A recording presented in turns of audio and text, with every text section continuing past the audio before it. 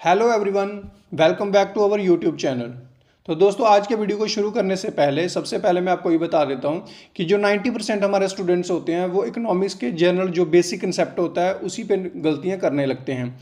लेकिन आज के वीडियो को देखने के बाद आप इसको गलतियों को दोहरा नहीं पाओगे।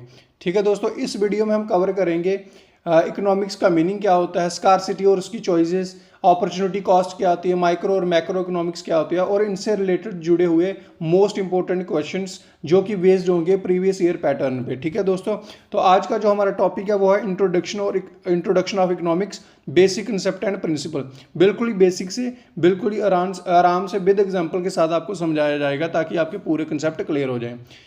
ठीक है दोस्तों, तो चलिए वीडियो को करते हैं शुरू।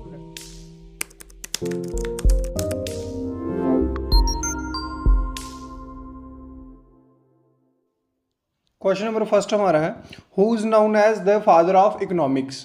हमारे ऑप्शन है Alfred Marshall, Adam Smith, John Maynard Keynes या फिर कार्ल मार्क्स। इस क्वेश्चन का जो राइट आंसर रहेगा वो रहेगा हमारा बी पार्ट, एडम स्मिथ। अब एडम स्मिथ को फादर ऑफ इकोनॉमिक्स के नाम से क्यों जाना जाता था? इन्होंने 1776 में 1776 में एक किताब निकाली थी जो बहुत ही ज़्यादा फेमस हुई थी। उसका नाम था the wealth of nation, the wealth of nation, जिसमें इन्होंने सबसे पहले इकोनॉमिक्स को एक अलग सब्जेक्ट की तरह ट्रीट किया था, इसलिए इनको फादर ऑफ इकोनॉमिक्स के नाम से जाना जाता था। तो ये पॉइंट एक बहुत ही ज़्यादा ज़रूरी है और इसकी बुक भी बहुत ज़्यादा, इसके बुक का जो नाम है वो बहुत ही ज़्यादा ज़रूरी है। बात करें सी पार्ट की, जो हमारे जॉन मेनार्ड कीन्स है, इनको भी कुछ जाना जाता है, फेमस है ये भी, और वो है ये जॉन मेनार्ड कीन्स को किस नाम से जाना जाता है, किस वजह से जाना जाता है? इनको बोला जाता है फादर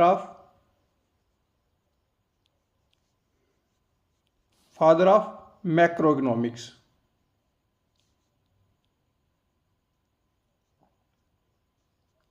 ठीक है दोस्तों, दोनों के दोनों पॉइंट आपको याद रखने हैं। फादर ऑफ मैक्रो इकोनॉमिक्स किसको बोला जाता है? जॉन मेनार्ड कीन्स को। और फादर ऑफ इकोनॉमिक्स बोला जाता है एडम स्मिथ को। ठीक है दोस्तों, नेक्स्ट क्वेश्चन हमारा, क्वेश्चन नंबर 2 हमारा है, the law of demand implies that when the price of a product increases. Option है demand increases, demand decreases, demand remain constant या फिर सप्लाई डिक्रीजेस। देखिए, इस क्वेश्चन का जो सिंपल सा आंसर है, सिंपल सा लॉजिक है कि अगर किसी भी चीज़ का प्राइस बढ़ेगा तो लोग उसे कम खरीदेंगे। ठीक है, किसी भी चीज़ का अगर प्राइस होता है वो क्या हो जाता है, बढ़ जाता है, तो उसकी जो डिमांड हो जाती है वो क्या हो जाती है, डिक्रीज होने लगती है।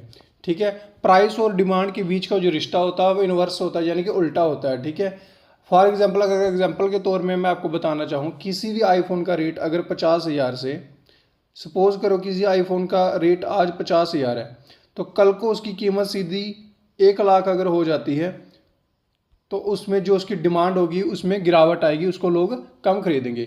इसलिए इसका जो राइट आंसर रहेगा वो हमारा क्या रहेगा, बी पार्ट, डिमांड उसकी क्या हो जाएगी, डिक्रीज रहेगी।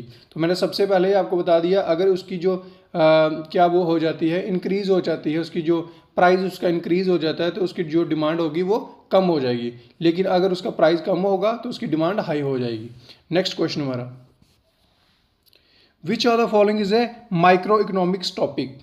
Income, national income, unemployment, price determination of a firm या फिर इन्फ्लेशन।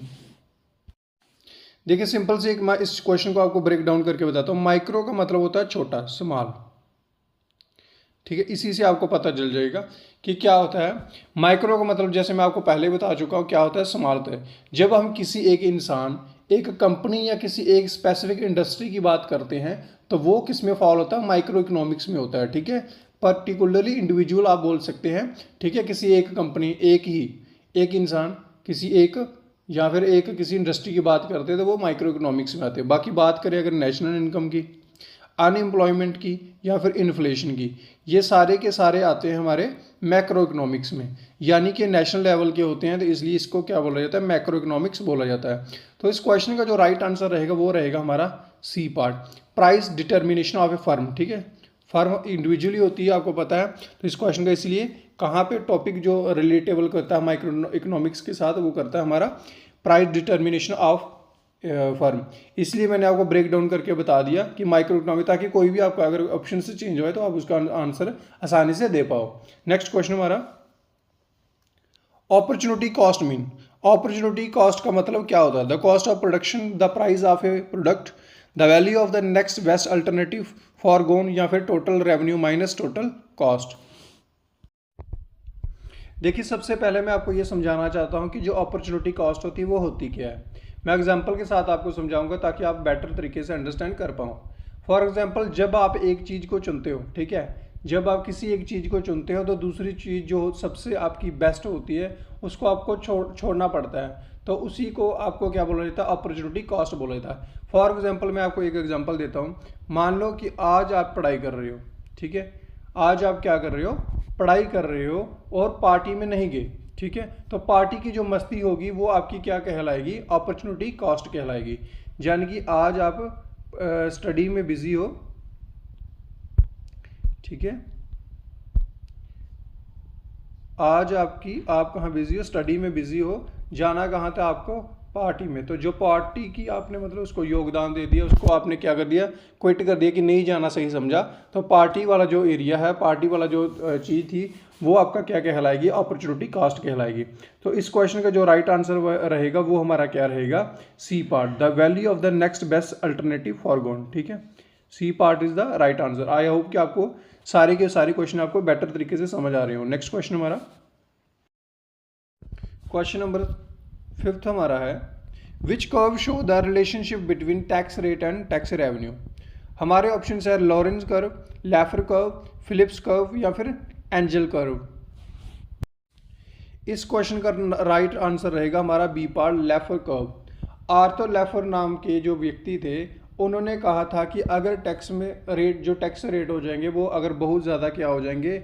बढ़ जाएंगे, तो लोग काम करना क्या कर देंगे? बंद कर देंगे, जिससे क्या होगा? टैक्स रेवेन्यू कम हो जाएगा, ठीक है, ये आपको पॉइंट याद रखना है। इसके साथ ही आपको और चीज़ बता दूं, जो लॉरेंस कर्व होता है वो क्या बताता है? इनकम इनइक्वालिटी को दिखाता है, ठीक है, किसको दिखाता है वो? इनकम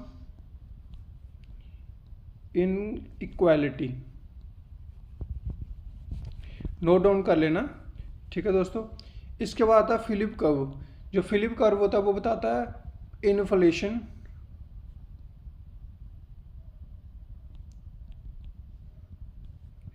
इन्फ्लेशन और अनएम्प्लॉयमेंट के बारे में, ठीक है दोस्तों, उनके बीच में रिश्ता दिखाता है। आई होप कि आपको ये वाला क्वेश्चन भी आपको बेहतर तरीके से समझ आ गया होगा। नेक्स्ट क्वेश्चन हमारा, क्वेश्चन नंबर 6 हमारा है, human wants are dash and resources are dash, limited, unlimited, unlimited, limited. कि जो ह्यूमंस, देखो आपको इस क्वेश्चन को समझना पड़ेगा, वैसे तो बहुत ही ज़्यादा आसान है, कि जो ह्यूमंस की जो वांट्स होती है, जो चाहत रखते हैं, वो बहुत ज़्यादा अनलिमिटेड रहती हैं, लेकिन रिसोर्सेज हमेशा कैसे रहते हैं? लिमिटेड रहते हैं। सो इस क्वेश्चन का राइट आंसर रहेगा बी पार्ट, कि ह्यूमंस की जो वांट्स हैं वो अनलिमिटेड रहती हैं और जो उसकी रिसोर्सेज होते हैं वो क्या होते हैं? लिमिटेड होते हैं। जैसे कि दोस्तों मैं आपको पहले ही बता चुका हूँ कि जो इंसान की लालच या ज़रूरतें कभी भी उसकी ख़त्म नहीं होती हैं, लेकिन उन्हें पूरा करने के लिए पैसे यानी कि रिसोर्सेज कम हैं। इसी को इकोनॉमिक्स में क्या बोला जाता है? स्कार्सिटी बोला जाता है। क्या बोला जाता है इकोनॉमिक्स में इसको बोला जाता है स्कार्सिटी, यानी कि किसी चीज़ की कमी होना, ठीक है दोस्तों। नेक्स्ट क्वेश्चन हमारा क्या रहेगा? Goods which are used together to satisfy a want are called substitute good, गिवन गुड्स, कॉम्प्लीमेंट्री गुड्स, या फिर इंफीरियर गुड्स। इस क्वेश्चन का आंसर रहेगा कॉम्प्लीमेंट्री गुड्स, ठीक है दोस्तों। इसको मैं आपको समझा लेता हूँ कि इसका मतलब क्या है, कि जैसे कि वो चीज़ें जो कि एक दूसरे के बिना अधूरी हैं, जैसे कि कार के बिना पेट्रोल या पेट्रोल के बिना कार और पेट्रोल का एक सीधा सीधा रिलेशन होता है कि अगर एक समय पे पेट्रोल की जो कीमतें हैं वो बहुत ज़्यादा हाई हो जाएगी तो कार की जो बिक्री होगी वो क्या हो जाएगी? कम हो जाएगी। या फिर इंक और पेन की जैसे एक रिलेशन है, इंक एंड पेन की एक क्या है? रिलेशन है। तो इन दोनों का भी क्या है? एक दूसरे के साथ क्या रहता है? रिलेशन रहता है, ठीक है, तो complementary goods is the right answer. Next question हमारा, laissez faire policy mean heavy government intervention, no government intervention in the economy, only agriculture development या strict control over imports. Laissez faire का मतलब है क्या दोस्तों, वो मैं आपको बता देता हूँ। सिंपल सा इसका मतलब है कि लेट इट बी, यानी कि आज़ाद उसको छोड़ दो। किसको आज़ाद छोड़ दो? मार्केट को। मार्केट को अपने आप चलेगा, सरकार को बीच में किसी तरीके की भी टांग नहीं अड़ानी चाहिए। ये इसका जो सपोर्ट था वो एडम स्मिथ ने भी इसका सपोर्ट किया था कि मार्केट के बीच में सरकार का इंटरफेरेंस नहीं होना चाहिए। ठीक है, इस क्वेश्चन का राइट आंसर क्या रहेगा हमारा? बी पार्ट, जैसे कि मैं आपको पहले ही बता चुका हूं क्या था, no government intervention in the economy. Next question हमारा, what is the main cause of the economic problem. Economic problem होने का सबसे बड़ा कारण क्या रहता है? Over population, scarcity of the resource, lack of technology या फिर हाई टैक्सेस। देखिए, सबसे पहले मैं आपको पहले ही बता चुका हूँ, स्कार्सिटी वाला इसका राइट आंसर रहेगा। स्कार्सिटी का मतलब होता है किसी चीज़ की कमी होना। तो जब रिसोर्सेज की कमी होती है तो इकोनॉमिक प्रॉब्लम खुद ब खुद क्या हो जाता है? रेज हो जाते हैं। सारी प्रॉब्लम्स की जो जड़ यही है कि रिसोर्सेज कम हैं और उनके जो अल्टरनेटिव यूजेज हैं, यानी कि यूज़ करने वाले हैं, वो बहुत ज़्यादा है। ठीक है, अगर सब कुछ अनलिमिटेड होता तो इकोनॉमिक्स पढ़ने की ज़रूरत ही नहीं होती। आप समझ पा रहे हैं मेरी बात को, क्या मतलब है? ठीक है, कि क्या होता है कि जब रिसोर्सेज हमारे पास कम हैं और यूज़ करने वाले ज़्यादा हैं, तो फिर आप बताओ कैसे इस चीज़ को मतलब बैलेंस किया जा सकता है। अगर सब कुछ ही जैसे मैं पहले बता चुका अनलिमिटेड हो तो फिर तो इकोनॉमिक्स की ज़रूरत ही ना पड़े। नेक्स्ट क्वेश्चन हमारा क्या रहेगा? Total utility is maximum when marginal utility is positive, negative, zero या इन्फिनाइट। इस क्वेश्चन को दोस्तों मैं आपको बेस्ट एग्जांपल के साथ समझाता हूं कि मान लो कि जब आपका पेट क्या है, बिल्कुल भर जाता है। ठीक है, आपका पेट बिल्कुल फुल है और आपको और खाने की इच्छा नहीं होती, यानी कि मार्जिनल यूटिलिटी आपकी क्या है? मार्जिनल यूटिलिटी आपकी क्या हो जाएगी? जीरो हो जाएगी। ठीक है दोस्तों, यानी कि जब आपका पेट, मैं फिर रिपीट कर रहा हूँ, आपका पेट फुल है तो आप खाने की इच्छा नहीं रखते हो, फिर तब आपकी जो टोटल सेटिस्फेक्शन रहती है, टोटल यूटिलिटी रहती है, वो हाईएस्ट रहती है, यानी कि मैक्सिमम रहती है। आई होप कि अब आप क्वेश्चन समझ गए होंगे। तो अगर टोटल यूटिलिटी मैक्सिमम हो तो मार्जिनल यूटिलिटी क्या रहेगी? जीरो। आप गले गले तक भरे हुए हो खाना खा के, अगर अब आपकी खाने की इच्छा जीरो रहेगी, नहीं खा पाओगे आप। ठीक है, तो इस क्वेश्चन का राइट आंसर रहेगा जीरो। नेक्स्ट क्वेश्चन हमारा, which of the following is an example of substitute good. Substitute good का एग्जाम्पल इनमें से कौन सा है? Car and petrol, tea and coffee, pen and paper या फिर शू एंड सॉक्स। अब सब्सटीट्यूट गुड्स का मतलब क्या होता है? पहले ये मैं आपको बताता हूँ कि जो एक की जगह दूसरी यूज़ हो सके। मान लो आप ए चीज़ को यूज़ करते हो, अब उसको आप यूज़ करने की जगह आप बी प्रोडक्ट को यूज़ करने लगे हो। ठीक है, अब इसका मैं एक बेस्ट एग्जांपल रहती है हमारा B part, tea and coffee. Tea and coffee पहले ही मैंने आपको बताया था, एक अल्टरनेट है, यानी कि एक रिलेशन व्यक्त करते हैं कि सपोज करो आज टी सस्ती है और कॉफ़ी महंगी है, आप सब जानते होंगे। ठीक है, लेकिन कल को बोलो किसी भी वजह से अगर टी के जो प्राइजेज़ है वो क्या हो जाते हैं? रेज हो जाते हैं बहुत ज़्यादा, तो फिर क्या लोग यूज़ करेंगे? कंज्यूम करेंगे। तो फिर ज़्यादा कंज्यूम क्या करेंगे? कॉफ़ी कंज्यूम करना लोग ज़्यादा प्रेफर करेंगे। तो इसी को क्या बोला जाता है? सब्सटीट्यूट गुड्स बोला जाता है, यानी कि एक की जगह दूसरे प्रोडक्ट को यूज़ कर लेना। अब कई लोग सोच रहे होंगे पेन और पेपर, तो इनका कोई रिलेशन है नहीं। अगर पेन का रेट बढ़ जाए तो पेपर आप कैसे यूज़ करते हो? लिखना तो आपको पेन की ही आती है। ठीक है, शू और सॉक दोनों अलग चीज़ें हैं, कार और पेट्रोल भी दोनों अलग चीज़ें हैं, लेकिन टी और कॉफ़ी दोनों एक ही कैटेगरी के अंदर फॉलो होती हैं। नेक्स्ट क्वेश्चन हमारा, the study of inflation falls under which branch. Inflation जो स्टडी होती है वो कौन सी ब्रांच के अंदर आती है? Micro economics, macro economics, economy matrix या फिर डिस्क्रिप्टिव इकोनॉमिक्स। इस क्वेश्चन का राइट आंसर आएगा बी पार्ट, मैक्रो इकोनॉमिक्स। मैं पहले ही आपको बता चुका हूँ जो इन्फ्लेशन होता है वो शायद सेकंड या थर्ड क्वेश्चन में मैंने आपको बताया था। एक सेकेंड,